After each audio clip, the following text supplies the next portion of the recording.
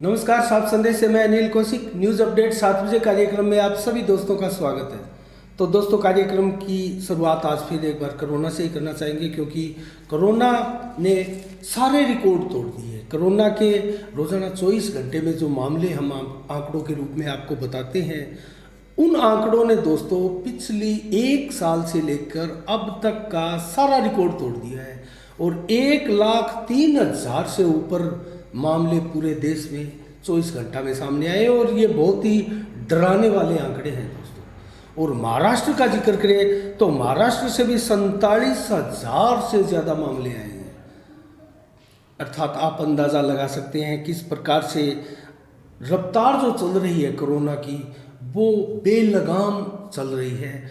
और वैक्सीनेशन का अगर हम जिक्र करें तो दोस्तों 8 करोड़ समथिंग लोगों को जो है वैक्सीनेशन किया जा चुका है। इसमें थोड़ी सी कमी है। अगर एक्यूरेट अगर आंकड़े आपको मैं बताऊं तो 7 करोड़ 91 लाख से अधिक लोगों को वैक्सीन के टीके लगाए जा चुके हैं।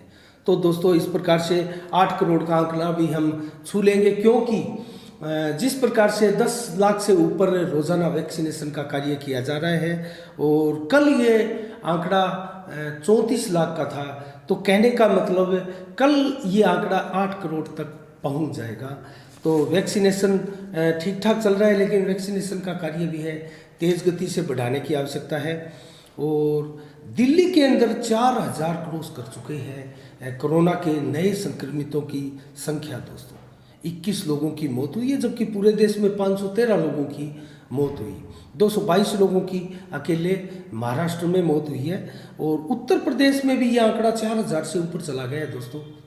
जो कोरोना संक्रमितों का आंकड़ा है 4,164 का आंकड़ा उत्तर प्रदेश में भी जा चुका है। और राजस्थान में ये आंकड़ा अभी भी धीरे धीरे बढ़ रहा है, लेकिन 1729 तक पहुंच चुका है। तेजी के साथ 5-7 दिनों के अंदर बढ़ा है। अब जो आंकड़े बढ़ रहे हैं 150-150 रोजाना बढ़त क्रम में आ रहे हैं, तो ये राजस्थान के लिए भी चिंता की बात है। और मुख्यमंत्री अशोक गहलोत ने नाइट कर्फ्यू का भी ऐलान कर दिया। और दोस्तों, होटल, रेस्तरां, इन चीज़ों पर भी प्रतिबंध लग चुका है। और 9वीं तक के स्कूलों पर प्रतिबंध लगा दिया गया है दोस्तों। 9वीं तक के स्कूल अब नहीं लगेंगे आगामी आदेश तक। तो इस प्रकार से राजस्थान में भी एहतियातन कदम जो है गहलोत सरकार उठाने लगी है। और क्योंकि कोरोना के जो आंकड़े हैं, मैं एक बात आपको स्पष्ट कर दूं दोस्तों, जिस प्रकार पिछली साल कोरोना के मामले 17 सितंबर 2020 को 97,400 से ऊपर आए थे, अर्थात 1 लाख का आंकड़ा हमने नहीं छुआ था। और आज जो हमने 1 लाख का आंकड़ा छुआ है, 1,03,000, वो दोस्तों आज प्रेजेंट टाइम में हम अमेरिका के बाद दुनिया में सबसे ज़्यादा दूसरे नंबर के देश बन गए हैं। जो कोरोना के संक्रमितों की संख्या 1 लाख क्रॉस करने वालों की तादाद में हम नंबर 2 पर पहुंच चुके हैं। ये बहुत ही डराने वाला और किसी प्रकार गर्व करने वाला आंकड़ा नहीं है दोस्तों। ये हमारी व्यवस्थाओं की पोल भी खोलने वाला आंकड़ा है, क्योंकि जिस प्रकार से हमने प्रथम लहर में नियंत्रण किया था, दूसरी लहर में नियंत्रण करने में कहीं ना कहीं हमसे चूक हो रही है। क्योंकि 5 स्टेटों के चुनाव जो है, प्रदेशों के चुनाव जो है हमारे देश में फिलहाल चल रहे हैं। और मैं तो कहना चाहूँगा साफ संदेश के माध्यम से, जो भारत सरकार है उनका फोकस है, भाजपा का पूरा फोकस वो उन चुनावों पर लगाए ना किसी तरह से इन चुनाव में फतेह हासिल की जाए, विजय हासिल की जाए।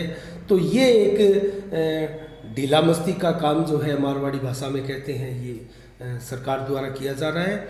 और क्योंकि जब 5 राज्यों में यहाँ चुनाव प्रसार का कार्य चल रहा है, ठीक है, सभी पार्टियां लगी है, वहाँ कांग्रेस भी अछूती नहीं है, जो तृणमूल कांग्रेस अछूती नहीं है, और क्षेत्रीय दल भी है वो भी लगे हैं।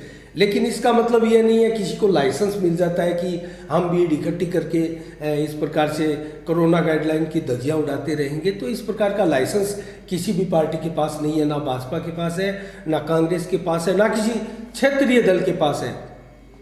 तो इस अब जो है कुल मिला के कल जो नरेंद्र मोदी प्रधानमंत्री हमारे, उन्होंने मुख्यमंत्रियों की एक कॉन्फ्रेंस ली थी वीडियो कॉन्फ्रेंस सभी मुख्यमंत्रियों की, तो उस प्रकार के कार्यक्रम तेज गति से करने और कड़े सख्त डिसीजन निर्णय जो है लेने की आवश्यकता है दोस्तों। अन्यथा हम 1 लाख तो पार कर चुके हैं, यह आंकड़ा कहाँ जाएगा? आप और हमको डराने वाला आंकड़ा है यह आंकड़ा कहीं जा सकता है दोस्तों। अभी तो कोरोना का चरम आया नहीं है, अभी विशेषज्ञ बता रहे हैं कि कोरोना का पीक आने में अभी भी 10-15 दिन का समय बाकी है।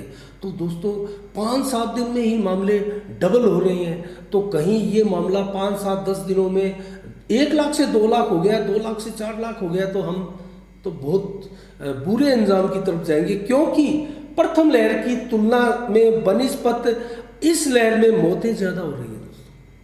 आप आंकड़े देखिए, मौतें जो है कोरोना की इस दूसरी लहर में पहली लहर की बनिस्पत ज़्यादा हो रही है।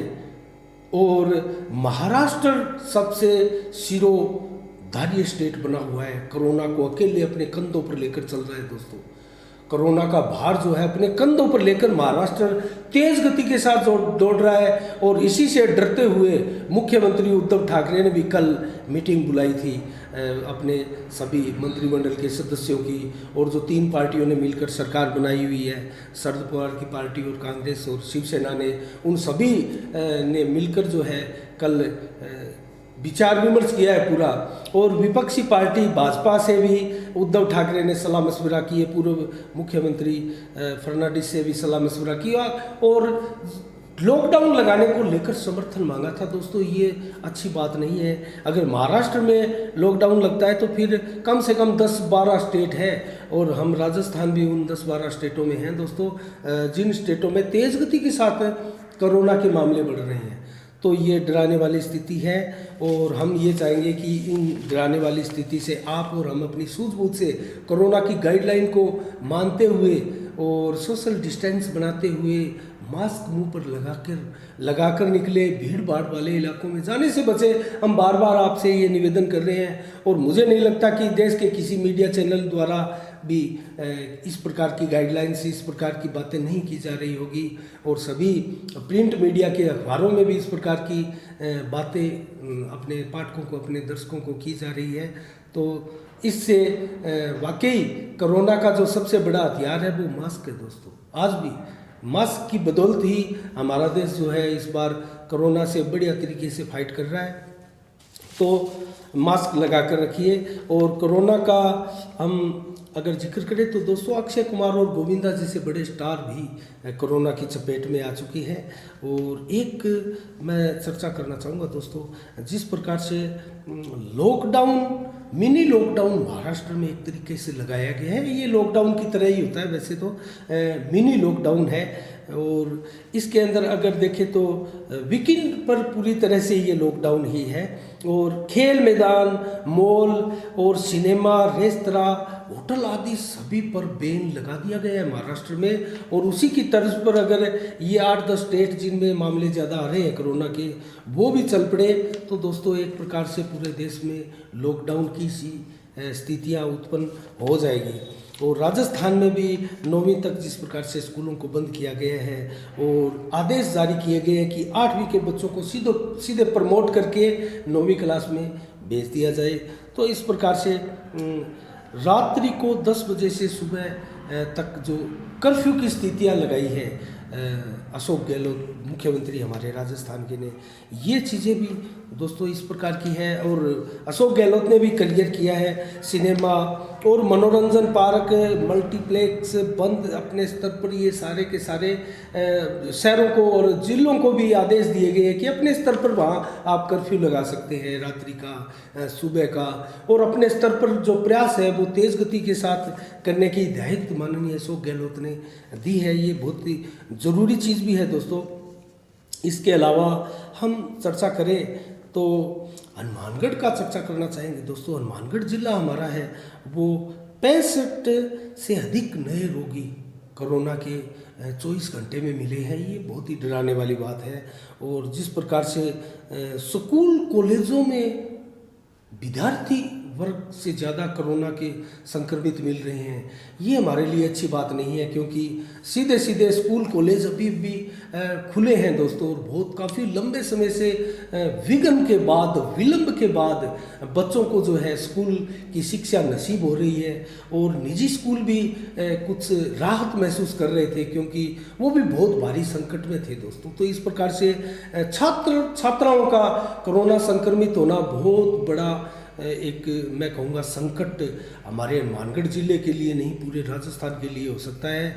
और हनुमानगढ़ ज़िला क्योंकि स्कूल कॉलेज अभी भी सारे खुले हैं, 9वीं तक के स्कूलों पर अभी गहलोत सरकार ने रोक लगाई है, तो ये बहुत ही गलत संकेत है। और मैं अगर चर्चा करनी चाहूँ तो गोलूवाला के स्कूल में 7 बच्चे मिले थे, और टिब्बी के स्कूल में 7 छात्राएँ मिली थी, और पल्लू के कॉलेज से 4 छात्र मिले थे दोस्तों।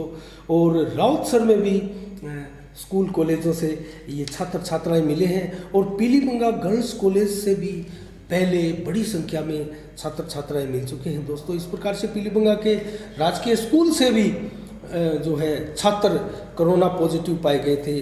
और अगर गांव में देखें, हनुमानगढ़ ज़िले के कौन कौन से जो कस्बे शहर है गांव है, वो इस वक्त जो हाइलाइट्स हो रहे हैं उनके अंदर कोरोना के पेशेंट मिल रहे हैं दोस्तों। इनमें पीलीबंगा, नौर, टिब्बी और पल्लू, हनुमानगढ़ जंक्शन, संगरिया, गोलूवाला, राउतसर, धौलीपाल, मुंसरी, हमारा रामगढ़, और इस प्रकार से दर्जनों से ज़्यादा की संख्या में गांव है दोस्तों। और इन शहरों में अभी भादरा अछूता है, हाँ भादरा के मुंसरी, उधर रामगढ़ में भी कोरोना के पेशेंट मिले हैं, लेकिन गाइडलाइंस का पालन करना अति आवश्यक है। नहीं दोस्तों, हम कोरोना से ज़्यादा दूर नहीं है, हमारे सीमा के ऊपर कोरोना बैठा इंतज़ार कर रहा है, और हमारी लापरवाही का इंतज़ार कर रहा है। निश्चित रूप से हमें लापरवाही नहीं करनी है। और अगर भादरा में वैक्सीनेशन का जिक्र करें तो दोस्तों, भादरा में आज 5वां दिन था वैक्सीनेशन का, और 12 बजे तक के आंकड़े अगर देखें तो 12 बजे तक 600 से अधिक लोगों ने वैक्सीनेशन करवाया है।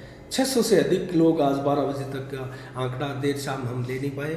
तो दोस्तों, इस प्रकार से कोरोना का वैक्सीनेशन की रफ्तार जो है भादरा में आज ठीक ठाक देखने में आई, और लाइन में लोग खड़े हुए नजर आए। हमने एक वीडियो भी अलग से इसके लिए बनाया है, वो आप ज़रूर देखिएगा।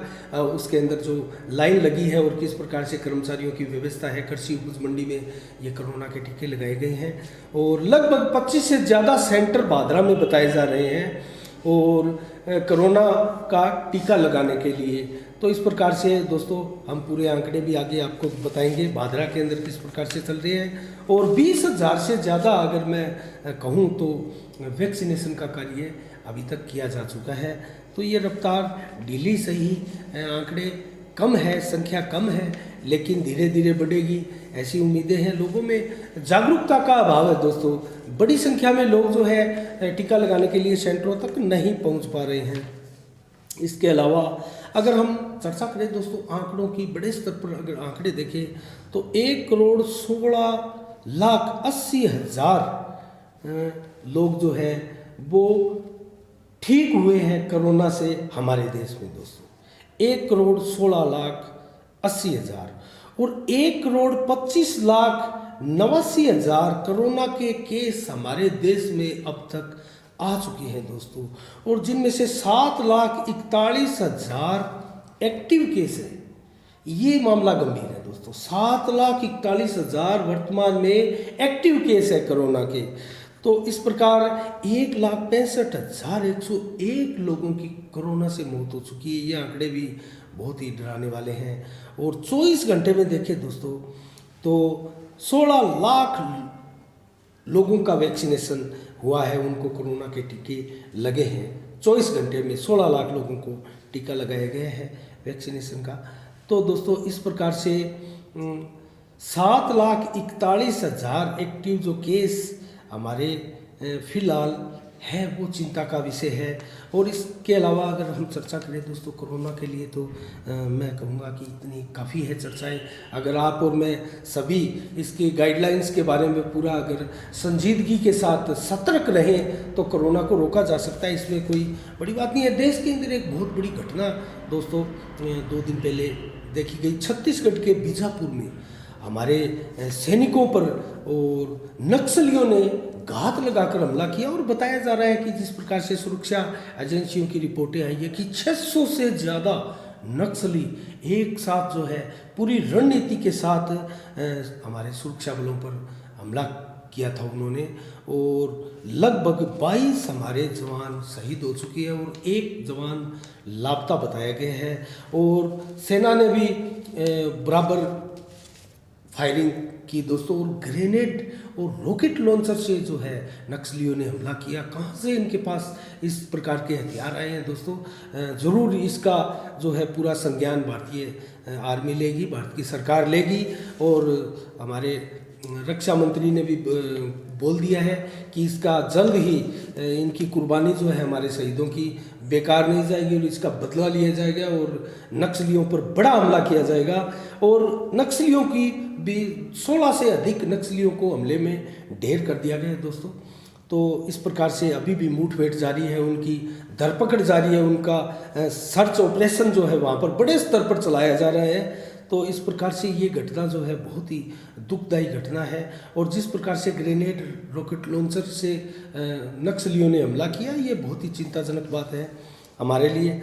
तो इस प्रकार से दोस्तों मैं एक और यहाँ चर्चा करना चाहूँगा। भादरा के अंदर चेटी चंड का त्यौहार जो है वर्षों से मनाया जा रहा है और ये 14 अप्रैल को चेटी चंड का त्यौहार जो है सिंधी समाज मनाने जा रहा है। और पूरे राजस्थान में क्या पूरे देश में ही सिंधी समाज के लोग जो है चेटी चंड का त्यौहार मनाते हैं।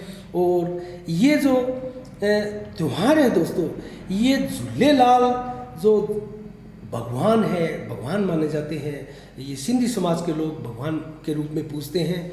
और भगवान झूलेलाल जी के जन्मोत्सव पर ये चेटी चंड का त्यौहार मनाया जाता है। और ये जो उनका जन्मोत्सव है दोस्तों, 1071वां जन्मोत्सव है।